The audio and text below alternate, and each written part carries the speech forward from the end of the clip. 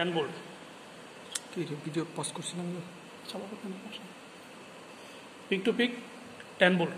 তাহলে আমরা peak to pick 10 volt function generator থেকে মেজার করে আমরা কি করতেছি, আমাদের ব্রেডবোর্ডে আমাদের যে সার্কিট ডায়াগ্রাম ছিল ব্রিজ রেকটিফায়ার ইনপুটে দিচ্ছি, যেটা আমরা অসিলোস্কোপ থেকে দেখতেছি ভোল্টেজটা কত, পিক টু পিক ইনপুট 10 ভোল্টই।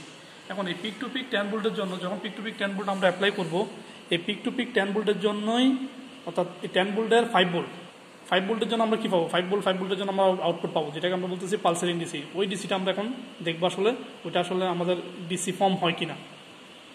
আমরা হাফ ওয়েভ রেকটিফায়ারের ক্ষেত্রে দেখছিলাম আমরা যে কোনো একটা পোর্শন বাদ যাচ্ছে, কিন্তু ফুল ওয়েভ রেকটিফায়ারের ক্ষেত্রে আমরা দেখো উভয় সাইকেলের জন্য আমরা কি পাচ্ছি, আউটপুট পাচ্ছি। অর্থাৎ এখানে অ্যাট এ টাইম দুইটা টাইপ কি যাচ্ছে, কন্ডাকশন হচ্ছে। তার যেহেতু এটা যদি D1 D3 হয়, এটা হবে কি D2 D4, অর্থাৎ উভয় সাইকেলের জন্যই আমরা আউটপুটে কি হচ্ছে, একটা পালসেটিং ডিসি সিগন্যাল পাচ্ছি। এবং এখন এটা যেহেতু পালসেটিং ডিসি সিগন্যাল, দেখো তোমরা কি হলো, আমরা এই অসিলোস্কোপের একটা টার্মিনাল রেজিস্টরের পজিটিভ টার্মিনাল ধরছি, আর একটা হচ্ছে রেজিস্টর নেগেটিভ টার্মিনাল আমরা কি করছি, কানেক্ট করছি। এবং এই অবস্থা আমরা যে আউটপুট পাচ্ছি সেটা হচ্ছে একটা পালসেটিং ডিসি আউটপুট।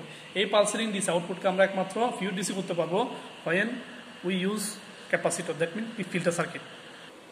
এখন আমরা পালসেটিং ডিসিকে ফিউর ডিসি করার জন্য কি ইউজ করতেছি, দেখো রেজিস্টর একটা আমরা একটা ক্যাপাসিটি ইউজ করতেছি প্যারালালে। এই ক্যাপাসিটির মান হচ্ছে 10 মাইক্রোফ্যারাড। এই 10 মাইক্রোফ্যারাড ক্যাপাসিটি যখন ইউজ করছি, তখন দেখো আমাদের যে পালসেটিং পোর্শন ছিল এটা অনেকটা ইমপ্রুভ হয়েছে। ইমপ্রুভ হয়ে এটা অনেকটা ডিসির মতোই ভোল্টেজ হচ্ছে। ক্যাপাসিটির চার্জ হচ্ছে, চার্জিং এবং ডিচার্জিং এর মাঝখানে আমরা যে ভোল্টেজ পাচ্ছি সেটা অনেকটা ডিসি ভোল্টেজের মতোই। এবং এই ডিসি ভোল্টেজের মান হচ্ছে, দেখো তোমরা এখান থেকে মেজার করতে পারবা 800 মিলিভোল্ট।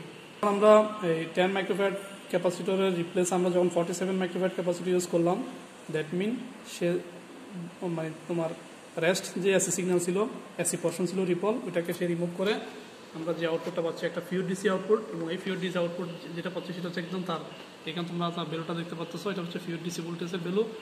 তাহলে আমরা দেখতে পারলাম যে রেকটিফায়ার আউটপুট থেকে আমরা যে ভোল্টেজটা পাচ্ছি বা যে আউটপুট সিগন্যালটা পাচ্ছি সেটা আসলে ফিউর ডিসি সিগন্যাল না।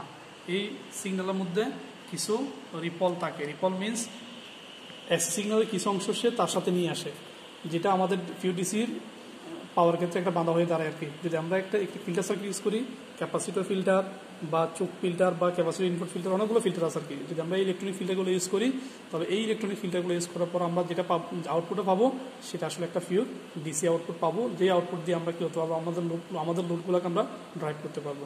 এটাই হচ্ছে আমাদের এই এক্সপেরিমেন্টের মূল উদ্দেশ্য।